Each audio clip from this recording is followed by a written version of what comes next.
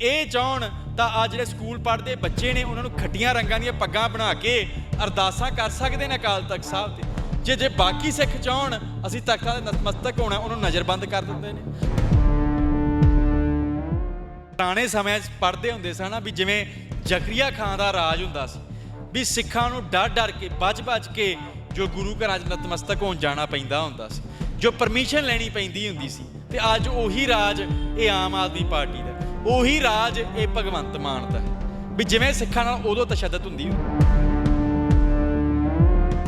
ਜੋ ਪਰਿਵਾਰ ਦੇ ਉੱਪਰ ਤਸ਼ੱਦਦ ਕਰਨੀ, ਪਰਿਵਾਰ ਨੂੰ ਕਿਤੇ ਨਾ ਜਾਣ ਦੇਣਾ, ਬਾਹਰ ਨਾ ਜਾਣ ਦੇਣਾ, ਜਿਸ ਦੇ ਪਰਚਾ ਹੀ ਕੋਈ ਨਹੀਂ। ਤਾਂ ਇਹ ਮੈਂ ਕਹੂੰਗਾ ਇੱਕ ਹਉਮੈ ਹੈ ਉਸ ਮੁੱਖ ਮੰਤਰੀ, ਇਹ ਤਸ਼ੱਦਦ ਹੈ ਸਰਕਾਰ ਦੀ, ਇਹ ਧੱਕਾ ਹੈ ਇਸ ਆਮ ਆਦਮੀ ਪਾਰਟੀ ਦਾ, ਹੋਰ ਕੁਝ ਵੀ।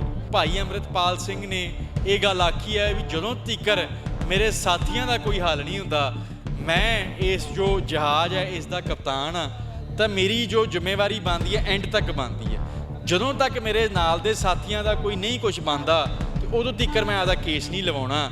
NSA ਵਰਗਾ ਕਾਨੂੰਨ ਹੈ ਨਾ ਜੀ, ਉਹਦੇ ਵਿੱਚ ਕੀ ਹੈ ਵੀ ਜੋ ਸਰਕਾਰ ਦੀ ਪੂਰਨ ਤੌਰ 'ਤੇ ਮਰਜ਼ੀ ਹੁੰਦੀ ਹੈ, ਉਹ ਸ਼੍ਰੀਨਗਰ ਤੋਂ ਲੈ ਕੇ ਕੰਨਿਆ ਕੁਮਾਰੀ ਤੱਕ ਤੇ ਗੁਜਰਾਤ ਤੋਂ ਲੈ ਕੇ ਅਸਾਮ ਤੱਕ ਕਿਤੇ ਵੀ ਰੱਖ ਸਕਦੇ ਨੇ ਬੰਦਿਆਂ ਨੂੰ।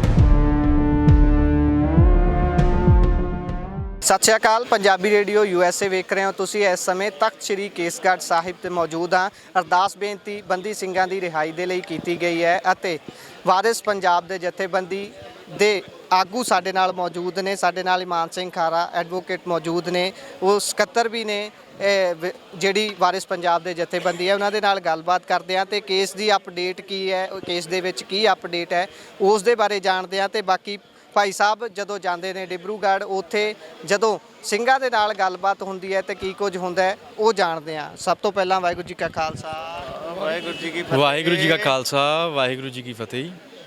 ਸੋ ਭਾਈ ਸਾਹਿਬ, ਸਭ ਤੋਂ ਪਹਿਲਾਂ ਤਾਂ ਇਸ ਗੱਲ ਤੇ ਚਾਨਣਾ ਪਾਓ, ਤੁਸੀਂ ਜਾਂਦੇ ਰਹਿੰਦੇ ਹੋ ਡਿਬਰੂਗੜ੍ਹ ਜੇਲ੍ਹ ਦੇ ਵਿੱਚ, ਸਿੰਘਾਂ ਦੇ ਨਾਲ ਮੁਲਾਕਾਤ ਹੁੰਦੀ ਹੈ, ਸਿੰਘਾਂ ਦਾ ਕੀ ਸੁਨੇਹਾ ਹੈ, ਚੜ੍ਹਦੀ ਕਲਾ ਦੇ ਵਿੱਚ ਨੇ, ਕੀ ਕਹਿੰਦੇ ਨੇ?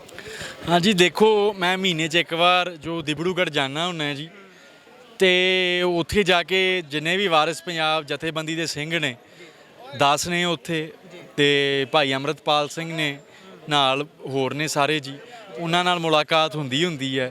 ਸਾਰੇ ਚੜ੍ਹਦੀ ਕਲਾ ਵਿੱਚ ਨੇ।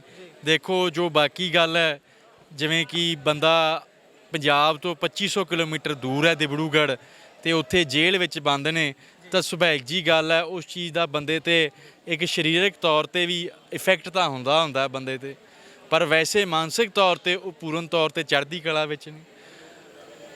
ਅਤੇ ਜੋ ਲੀਗਲ ਪੈਰਵੀ ਦੇ ਸੰਬੰਧੀ ਜੋ ਗੱਲਾਂ ਬਾਤਾਂ ਹੁੰਦੀਆਂ ਨੇ, ਜੋ ਅਤੇ ਬਾਕੀ ਜਿਹੜੀਆਂ ਰੂਟੀਨ ਦੀਆਂ ਗੱਲਾਂ ਹੁੰਦੀਆਂ ਨੇ ਉਹ ਹੁੰਦੀਆਂ ਨੇ, ਅਤੇ ਕਿਰਪਾ ਮਹਾਰਾਜ ਦੀ ਉਹਨਾਂ 'ਤੇ ਜੀ। ਜੇ ਕੋਈ ਕੇਸ ਸੰਬੰਧੀ ਤੁਸੀਂ ਅਪਡੇਟ ਦੇ ਸਕਦੇ ਹੋ ਦਰਸ਼ਕਾਂ ਦੇ ਨਾਲ, ਸੰਗਤਾਂ ਦੇ ਨਾਲ ਸਾਂਝੀ ਕਰ ਸਕਦੇ ਹੋ, ਜਿਸ ਤੋਂ ਉਹਨਾਂ ਨੂੰ ਥੋੜ੍ਹਾ ਧਰਵਾਸ ਹੋਵੇ ਕਿ ਕਿੱਧਰ ਨੂੰ ਜਾ ਰਹੀ ਹੈਗਾ? ਦੇਖੋ, ਜੋ ਅਸੀਂ ਕੇਸ ਲਾਉਣੇ ਸ਼ੁਰੂ ਕੀਤੇ ਸੀ ਇਹ ਮਈ ਦੇ ਮਹੀਨੇ 'ਚ ਲਾਉਣੇ ਸ਼ੁਰੂ ਕੀਤੇ ਸੀ, ਜਦੋਂ ਕਿ ਜੋ ਐਡਵਾਈਜ਼ਰੀ ਬੋਰਡ ਬੈਠ ਚੁੱਕਾ ਸੀ, ਅਤੇ ਉਸ ਤੋਂ ਬਾਅਦ ਜੋ ਗੱਲ ਹੈਗੀ ਆ ਸਾਰੀ ਫਿਰ ਅਦਾਲਤ ਦੇ ਖੇਮੇ ਵਿੱਚ ਆ ਚੁੱਕੀ ਸੀ। ਉਸ ਤੋਂ ਪਹਿਲਾਂ ਤਾਂ ਨਹੀਂ ਸੀ ਲਾ ਸਕਦੇ ਵੀ ਐਡਵਾਈਜ਼ਰੀ ਬੋਰਡ ਦੀ ਪੂਰੀ ਜੋ ਪ੍ਰਕਿਰਿਆ ਪਈ ਸੀ, NSA ਦੀ ਕਾਰਵਾਈ ਹੋਣੀ ਪਈ ਸੀ, ਅਤੇ ਅਸੀਂ ਉਸ ਤੋਂ ਬਾਅਦ ਰਿਪੋਰਟ ਲੈ ਕੇ ਜੋ ਪੈਰਵੀ ਸ਼ੁਰੂ ਕਰ ਦਿੱਤੀ ਸੀ, ਇੱਕ ਇੱਕ ਕਰਕੇ ਕੇਸ ਲਾ ਦਿੱਤੇ। ਅਤੇ ਹੁਣ ਜੋ ਮਾਣਯੋਗ ਹਾਈਕੋਰਟ ਵਿਖੇ 7 ਕੇਸ ਚੱਲ ਰਹੇ ਨੇ, 7 ਆਗੂਆਂ ਦੇ ਕੇਸ ਚੱਲ ਰਹੇ ਨੇ, ਪਰ ਜੋ ਭਾਈ ਅੰਮ੍ਰਿਤਪਾਲ ਸਿੰਘ ਨੇ ਇਹ ਗੱਲ ਆਖੀ ਹੈ ਵੀ ਜਦੋਂ ਤੀਕਰ ਮੇਰੇ ਸਾਥੀਆਂ ਦਾ ਕੋਈ ਹੱਲ ਨਹੀਂ ਹੁੰਦਾ, ਮੈਂ ਇਸ ਜੋ ਜਹਾਜ਼ ਹੈ ਇਸ ਦਾ ਕਪਤਾਨ ਹਾਂ, ਤਾਂ ਮੇਰੀ ਜੋ ਜ਼ਿੰਮੇਵਾਰੀ ਬਣਦੀ ਹੈ ਐਂਡ ਤੱਕ ਬਣਦੀ ਹੈ। ਜਦੋਂ ਤੱਕ ਮੇਰੇ ਨਾਲ ਦੇ ਸਾਥੀਆਂ ਦਾ ਕੋਈ ਨਹੀਂ ਕੁਝ ਬਣਦਾ ਤੇ ਉਦੋਂ ਤੀਕਰ ਮੈਂ ਆਪਦਾ ਕੇਸ ਨਹੀਂ ਲਵਾਉਣਾ। ਅਤੇ ਬਾਕੀ ਜਿਹੜੇ 7 ਨੇ ਉਹਨਾਂ ਦੇ ਜਿਹੜੇ ਕੇਸ ਨੇ ਉਹ ਚੱਲ ਰਹੇ ਨੇ। ਉਸ ਦੇ ਵਿੱਚ ਜੋ ਪੰਜਾਬ ਸਰਕਾਰ ਵੱਲੋਂ ਜਾਣ ਬੁੱਝ ਕੇ ਇੱਕ ਡਿਲੇ ਕਰਨ ਦੀ ਕੋਸ਼ਿਸ਼ ਕੀਤੀ ਜਾ ਰਹੀ ਸੀ, ਉਹਨਾਂ ਨੇ 18 ਮਾਰਚ ਤੋਂ ਬਾਅਦ ਲਗਭਗ ਅੱਜ 19 ਨਵੰਬਰ ਹੋ ਚੁੱਕੀ ਹੈ, ਅਤੇ ਤੁਸੀਂ ਲਾ ਲਓ 8 ਮਹੀਨੇ ਜੋ ਹੈਗੇ ਨੇ ਇਹ ਬੀਤ ਚੁੱਕੇ ਨੇ, 7 ਮਹੀਨੇ ਦੇ ਲਾਗੇ ਹੋ ਚੁੱਕੇ। ਅਤੇ ਉਸ ਤੋਂ ਬਾਅਦ ਹੁਣ ਜੋ 6 ਨਵੰਬਰ ਨੂੰ ਤਰੀਕ ਸੀ ਲਾਸਟ, ਉਦੋਂ ਜੋ ਮਾਣਯੋਗ ਪੰਜਾਬ ਅਤੇ ਹਰਿਆਣਾ ਹਾਈਕੋਰਟ ਵੱਲੋਂ ਜੋ ਝਾੜ ਪਾਈ ਗਈ ਸੀ, ਪੰਜਾਬ ਸਰਕਾਰ ਨੂੰ ਤੁਸੀਂ ਜਾਣ ਬੁੱਝ ਕੇ ਡਿਲੇ ਕਰ ਰਹੇ ਹੋ, 7-8 ਮਹੀਨੇ ਹੋ ਚੁੱਕੇ ਹੈ, ਤੁਸੀਂ ਸਾਲ ਪੂਰਾ ਕਰਾਉਣਾ ਚਾਹੁੰਦੇ ਹੋ, ਤਾਂ ਮਾਣਯੋਗ ਹਾਈਕੋਰਟ ਨੇ ਇਹ ਗੱਲ ਆਖੀ ਸੀ ਵੀ ਜੇ ਤੁਸੀਂ 2 ਹਫ਼ਤਿਆਂ ਦੇ ਜਵਾਬ ਨਹੀਂ ਦਿੰਦੇ ਪੰਜਾਬ ਸਰਕਾਰ ਨੂੰ, ਤਾਂ ਤੁਹਾਨੂੰ ਜੇ ਤੀਜੇ ਹਫਤੇ ਦਓਗੇ ਤਾਂ ਤੁਹਾਨੂੰ 20,000 ਪਰ ਕੇਸ ਜੁਰਮਾਨਾ ਪਵੇਗਾ। 1,40,000 ਰੁਪਇਆ ਹੋ ਗਿਆ। ਟੋਟਲ 7 ਕੇਸ ਨੇ। ਚੌਥੇ ਹਫਤੇ ਤੁਹਾਨੂੰ ਜਵਾਬ ਦੇ ਨਹੀਂ ਦੇਣਾ। ਤੇ ਸਾਨੂੰ ਫਿਰ ਉਸ ਤੋਂ ਬਾਅਦ 10 ਦਿਨਾਂ ਦਾ ਸਮਾਂ ਦਿੱਤਾ ਸੀ ਵੀ ਜੇ ਅਸੀਂ ਉਸ ਦਾ ਕੋਈ ਰੀਜੋਇੰਟਰ ਵਗੈਰਾ ਕੋਈ ਜਵਾਬ ਅੱਗੇ ਦੇਣਾ ਚਾਹੁੰਦੇ ਹਾਂ ਤਾਂ ਇਹ ਜਦੋਂ ਸਾਰਾ ਪ੍ਰੋਸੈਸ ਕੰਪਲੀਟ ਹੋ ਜਾਣਾ ਸੀ। ਇਹ 35 ਦਿਨਾਂ ਦਾ ਕੰਮ ਸੀ। ਤੇ ਉਸ ਤੋਂ ਬਾਅਦ ਜੋ 18 ਦਸੰਬਰ ਫਾਈਨਲ ਹੀਅਰਿੰਗ ਦੇ ਲਈ ਤਰੀਕ ਪਾ ਦਿੱਤੀ ਗਈ ਹੈ। ਤੇ ਉਦੋਂ ਜੋ ਹੈਗਾ ਵੀ ਆਪਣੇ ਜਿਹੜੇ ਨੌਜਵਾਨ ਨੇ ਅੰਦਰ ਆਗੂ ਨੇ ਉਹਨਾਂ ਨੂੰ 9 ਮਹੀਨੇ ਵੀ ਹੋ ਜਾਣਗੇ ਦਿਬੜੂਗੜ੍ਹ ਵਿਖੇ। ਤੇ ਉਸ ਤੋਂ ਬਾਅਦ ਦੇਖਦੇ ਹਾਂ ਜਿਹੋ ਜੀ ਕੇਸ ਦੀ ਸੂਰਤ ਹੋਵੇਗੀ ਉਹੋ ਜੀ ਪੈਰਵੀ ਕਰਾਂਗੇ। ਜੇ ਹਾਈ ਕੋਰਟ 'ਚੋਂ ਕੋਈ ਇਨਸਾਫ ਮਿਲਣ ਦੀ ਉਮੀਦ ਹੋਵੇਗੀ ਤੇ ਨਹੀਂ ਤਾਂ ਅਸੀਂ ਜੋ ਸੁਪਰੀਮ ਕੋਰਟ ਜਾਣ ਲਈ ਵੀ ਰੈਡੀ ਹਾਂ ਵੀ ਜੋ ਐਂਡ ਤੱਕ ਪੂਰਨ ਤਰੀਕੇ ਨਾਲ ਜੋ ਪੈਰਵੀ ਕਰਦੇ ਰਵਾਂਗੇ ਜੀ। ਇੱਥੇ ਇੱਕ ਹੋਰ ਗੱਲ ਆਉਂਦੀ ਹੈ ਕਿ ਪੰਜਾਬ ਦੇ ਵਿੱਚ ਸਿੰਘਾਂ ਨੂੰ ਸ਼ਿਫਟ ਕਰਾਉਣ ਦੀ ਗੱਲ ਵੀ ਆਉਂਦੀ ਹੈ। ਬਾਰ-ਬਾਰ ਸੰਗਤਾਂ ਵੱਲੋਂ ਵੀ ਇਹ ਗੱਲ ਕਹੀ ਜਾਂਦੀ ਹੈ ਇਹੋ ਜੀ ਕੋਈ ਪੈਰਵਾਈ ਕੀਤੀ ਜਾ ਸਕਦੀ ਹੈ। ਇਹ ਹੋ ਸਕਦਾ, ਸੰਭਵ ਹੈ?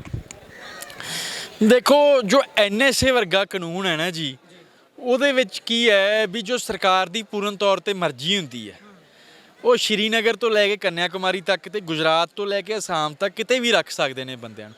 ਜੋ 1984 ਤੋਂ ਪਹਿਲਾਂ ਜਿੰਨੇ ਸਿੱਖ ਕੌਮ ਦੇ ਆਗੂ ਹੁੰਦੇ ਸੀ ਉਹਨਾਂ ਨੂੰ ਜੋਧਪੁਰ, ਉੱਥੇ ਉੜੀਸਾ ਦੇ ਵਿੱਚ ਜਾਂ ਮਣੀਪੁਰ ਰੱਖਦੇ ਹੁੰਦੇ ਸੀ। ਸਾਊਥ ਵਿੱਚ ਵੀ ਕੇਰਲਾ, ਤਾਮਿਲਨਾਡੂ ਵੀ ਭੇਜਦੇ ਹੁੰਦੇ ਸੀ। ਉਹ NSA ਲਾ ਕੇ ਹੀ ਭੇਜਦੇ ਹੁੰਦੇ ਸੀ।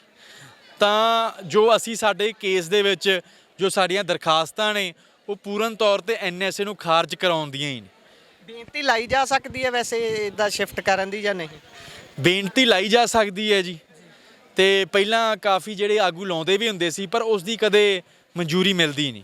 ਇੱਥੇ ਇੱਕ ਹੋਰ ਗੱਲ, ਪਰਿਵਾਰਕ ਜੀਆਂ ਦਾ ਕੋਈ ਦੋਸ਼ ਨਹੀਂ ਹੈ। ਪਰਿਵਾਰਕ ਜੀ ਇੱਕ ਅਲੱਗ ਸਿਵਿਲੀਅਨ ਹੈ, ਉਹਦੀ ਅਲੱਗ ਅਧਿਕਾਰ ਨੇ। ਪਰ ਪਰਿਵਾਰ ਦਾ ਦੂਜਾ ਜੀ ਜੇ ਜੇਲ੍ਹ ਦੇ ਵਿੱਚ ਹੈ, ਇੱਕ ਜੀ ਨੂੰ ਆਪਣੇ ਕੰਮਾਂ ਨੂੰ ਸੁਤੰਤਰ ਰੂਪ 'ਚ ਕਰਨ ਦੇਣ ਤੋਂ ਰੋਕਣਾ, ਇਹ ਕਿਵੇਂ ਦੇਖਦੇ ਹੋ ਇਹਨੂੰ? ਕਿਉਂਕਿ ਬਾਪੂ ਜੀ ਉਹਨਾਂ ਨੂੰ ਬਾਹਰ ਵਿਦੇਸ਼ ਜਾਣ ਤੋਂ ਰੋਕਿਆ ਜਾਂਦਾ ਹੈ, ਫਿਰ ਭਾਈ ਅੰਮ੍ਰਿਤਪਾਲ ਸਿੰਘ ਦੇ ਘਰੋਂ ਜਿਹੜੇ ਨੇ ਉਹਨਾਂ ਨੂੰ ਬਾਹਰ ਜਾਣ ਤੋਂ ਰੋਕਿਆ ਜਾਂਦਾ ਹੈ।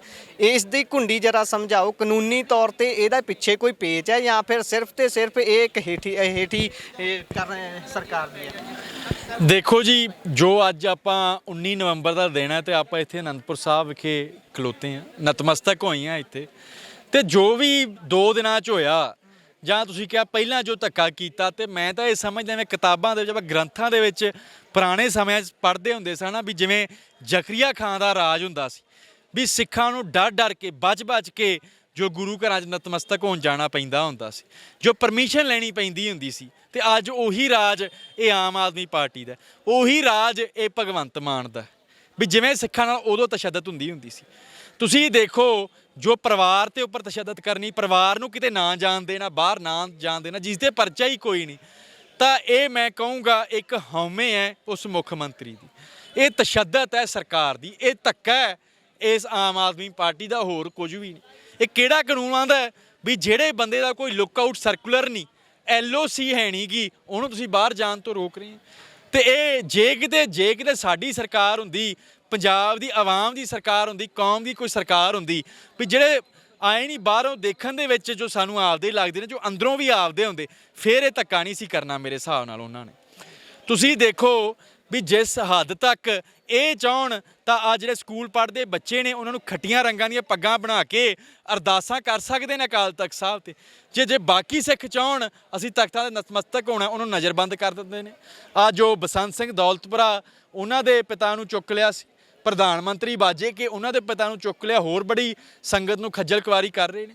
ਤਾਂ ਇੱਕ ਹਿਸਾਬ ਨਾਲ ਮੈਂ ਕਹੂੰਗਾ ਜੋ ਇਹ ਸਰਕਾਰ ਹੈ, ਜਿਵੇਂ ਪਹਿਲਾਂ ਜੋ ਮੁਗਲ ਸੀ, ਅਫਗਾਨ ਸੀ ਜਾਂ ਇਰਾਨੀ ਹੁੰਦੇ ਸੀ ਉਹ ਚਲਾਉਂਦੇ ਹੁੰਦੇ ਸੀ, ਇਹ ਵਾਲੀ ਸਰਕਾਰ ਯਮਨਾ ਤੋਂ ਪਾਰ ਵਾਲੇ ਚਲਾਉਂਦੇ ਨੇ। ਨਾ ਉਦੋਂ ਜਿਹੜੇ ਕਾਬਜ ਸੀ ਸਾਡੇ ਆਪਦੇ ਹੁੰਦੇ ਸੀ ਤੇ ਨਾ ਹੁਣ ਜਿਹੜੇ ਕਾਬਜ ਨੇ ਇਹ ਸਾਡੇ ਆਪਦੇ ਨੇ।